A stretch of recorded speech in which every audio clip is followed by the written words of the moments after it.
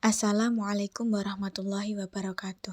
Di sini saya Anis Dwi Fatimah dengan NIM 043 akan mempresentasikan tentang pengaruh gaya kepemimpinan Islam dan budaya organisasi Islam terhadap kinerja karyawan dengan self-efficacy sebagai variabel moderating pada PT Bank Pembangunan Daerah Jawa Timur, Kantor Cabang Surabaya. Selanjutnya latar belakang. Bank Jatim Syariah merupakan satu kesatuan kerja Bank Jatim.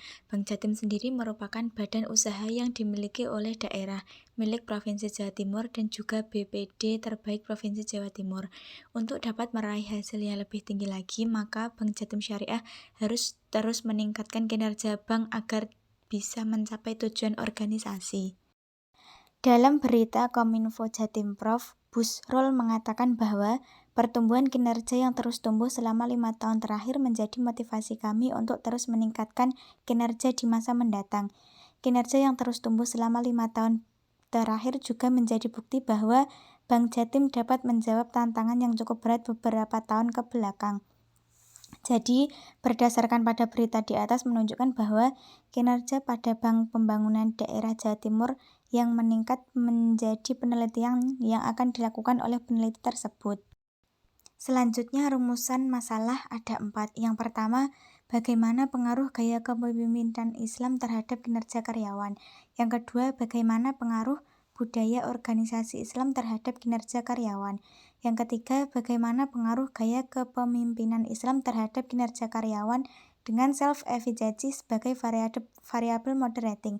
Yang keempat, bagaimana pengaruh budaya organisasi Islam terhadap kinerja karyawan dengan self-efficacy sebagai variabel moderating. Selanjutnya ada tujuan penelitian. Tujuan penelitian ada 4. Yang pertama, untuk mengetahui apakah terdapat pengaruh antara gaya kepemimpinan Islam terhadap kinerja karyawan. Yang kedua, untuk mengetahui apakah terdapat pengaruh antara budaya organisasi Islam terhadap kinerja karyawan.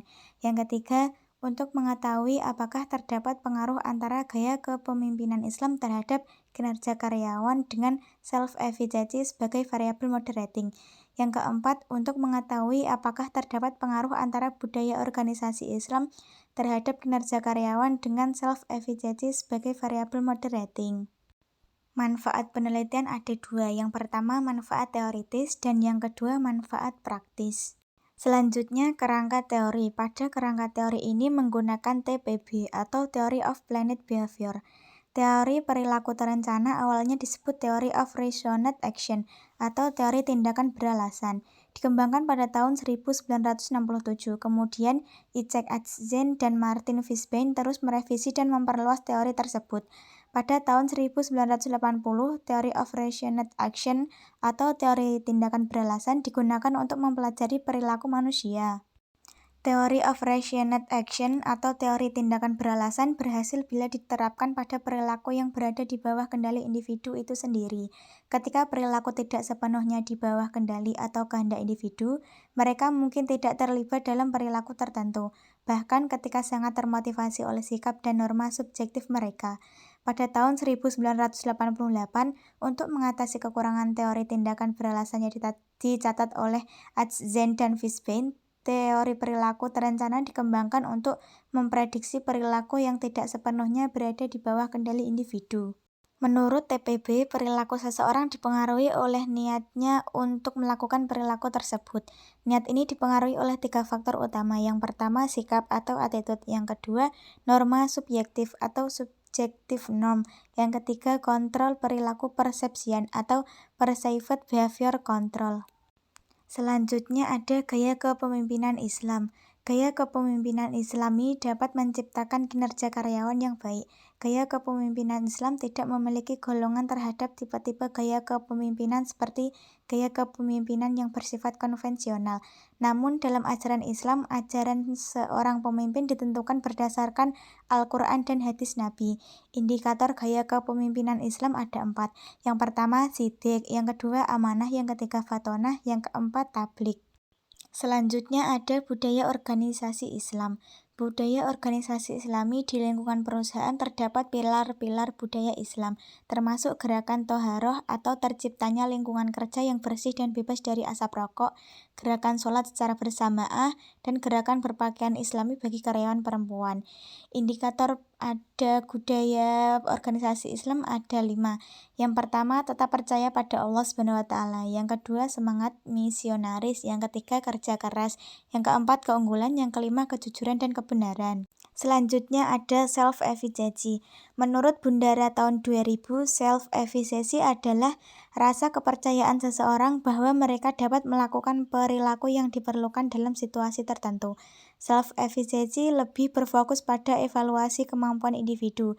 Pentingnya self-efficacy mempengaruhi usaha yang dibutuhkan dan pada akhirnya terlihat dari kinerja pekerjaan. Indikator self-efficacy ada 4. Yang pertama, pengalaman akan kesuksesan. Yang kedua, pengalaman individu lain. Yang ketiga, persuasi verbal. Yang keempat, keadaan fisiologis. Selanjutnya, kinerja karyawan. Kinerja karyawan adalah hasil kerja secara kualitas dan kuantitas yang dicapai oleh seseorang karyawan dalam melaksanakan tugasnya sesuai dengan tanggung jawab yang diberikan kepadanya. Pencapaian tersebut tentu didukung oleh adanya kemampuan dan tindakan dalam keadaan maupun situasi tertentu. Tolak ukur seseorang dalam melaksanakan pekerjaan atau tugas dari perusahaan merupakan bagian dari kinerja. Indikator kinerja karyawan ada 5. Yang pertama, kuantitas dari hasil. Yang kedua, kualitas dari hasil. Yang ketiga, ketetapan waktu dari hasil. Yang keempat, kehadiran. Dan yang kelima, kemampuan bekerja sama. Selanjutnya ada kerangka pemikiran. Kerangka pemikiran bisa dilihat di gambar pada layar tersebut. Selanjutnya ada hipotesis. Hipotesis ada 4. Yang pertama, gaya kepemimpinan Islam berpengaruh positif dan signifikan terhadap kinerja karyawan. Yang kedua, budaya organisasi Islam berpengaruh positif dan signifikan terhadap kinerja karyawan. Yang ketiga, self-efficacy memoderasi pengaruh gaya kepemimpinan Islam terhadap kinerja karyawan. Yang keempat, self-efficacy memoderasi pengaruh budaya organisasi terhadap kinerja karyawan. Jenis penelitian. Jenis penelitian yang digunakan dalam penelitian ini adalah penelitian kuantitatif. Metode penelitian kuantitatif adalah salah satu jenis penelitian yang definisinya sistematis, terencana, dan terstruktur dengan jelas sejak awal pembuatan sampai akhir penelitian. Data penelitian kuantitatif diperoleh dari kuesioner dan studi kepustakaan yang digunakan untuk menganalisis data yang bersifat statistik dengan tujuan untuk menguji hipotesis yang telah ditetapkan. Selanjutnya ada lokasi dan waktu penelitian. Penelitian yang dilaksanakan di PT Bank Pembangunan Daerah Jawa Timur (TBK) atau Bank Jatim Syariah, kantor cabang Surabaya. Penelitian ini dilakukan pada bulan Mei 2023 sampai selesai. Populasi dan sampel. Populasi penelitian ini adalah seluruh pegawai aktif PT Bank Pembangunan Daerah Jawa Timur (TBK) atau Bank Jatim Syariah, kantor cabang Surabaya yang berjumlah 50 karyawan. Sampel pengambilan sampel pada penelitian ini adalah menggunakan sampling jenuh, yaitu dengan menggunakan semua anggota populasi sebagai sampel. Hal itu sering dilakukan apabila jumlah populasi relatif kecil. Teknik pengumpulan data menggunakan 2. Yang pertama, kuesioner atau angket. Yang kedua, studi kepustakaan. Skala pengukuran. Dalam penelitian ini, teknik pengumpulan datanya adalah dengan menggunakan skala Likert. Saat mengukur penelitian, setiap item instrumen pada skala Likert mempunyai gradasi dari yang positif sampai negatif.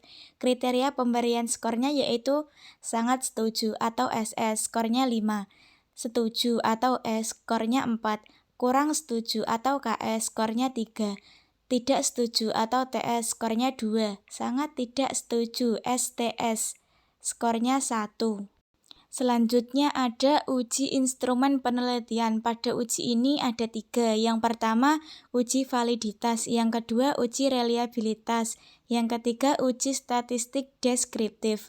Selanjutnya ada uji asumsi klasik. Pada uji ini ada 3. Yang pertama, uji multikolonialitas. Yang kedua, uji heteroskedastisitas. Yang ketiga, uji normalitas. Selanjutnya ada uji hipotesis. Pada uji ini ada 4. Yang pertama uji statistik F, yang kedua uji T statistik, yang ketiga uji R2, yang keempat uji MRA. Selanjutnya ada alat analisis. Alat bantu untuk menganalisis data menggunakan SPSS versi 20, yang merupakan program komputer untuk mengolah data agar mendapatkan banyak output yang diinginkan oleh peneliti. Terima kasih, itu tadi presentasi dari saya. Kurang lebihnya mohon maaf. Wassalamualaikum warahmatullahi wabarakatuh.